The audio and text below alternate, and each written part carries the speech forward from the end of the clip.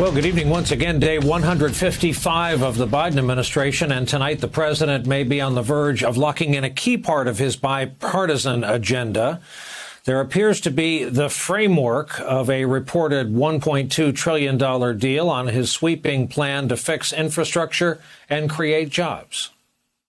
Republicans and Democrats have come together along with the White House, and we've agreed on a framework, and we're going to be heading to the White House tomorrow.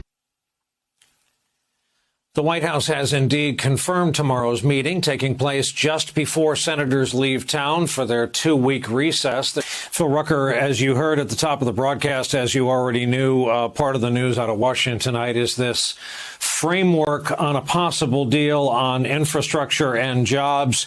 Here are a couple Democratic senators reacting tonight. We'll talk on the other side. That deal right now has 20 votes, not 60 votes. We're going to have to take a deep dive into the agreement that they've reached and, square it with the needs of our voters. There will be one infrastructure deal, and it will be a big infrastructure deal. A part of this is how we're going to pay for it. And that means making sure that billionaires and giant corporations are paying a fair share and that we're enforcing the tax laws. So, Phil, what's your best read as of airtime tonight on where this thing stands? Well, Brian, it's very much of a hot potato here in Washington tonight. But what we know is that this bipartisan group has come up with a framework in negotiation with the White House.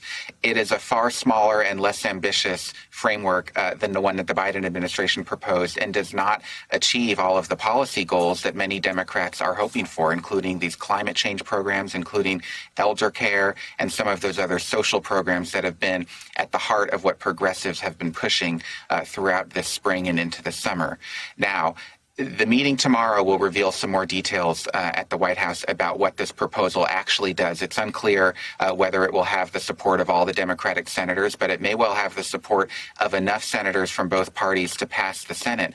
But it's not the only infrastructure deal that could be on the table, because simultaneously, as this bipartisan negotiation has been going on, Senate Democrats and House Democrats have been working with the White House on a separate track to pass the bigger package that you heard Senator Warren talking about there through a measure called reconciliation that would only require the 50+1 vote majority in the Senate. And so there is a possibility here that there could be two infrastructure bills, right? That the bipartisan deal that the Republicans have agreed to could pass, and then the other elements of the Biden administration proposal could later pass through reconciliation with Democratic votes on a party line.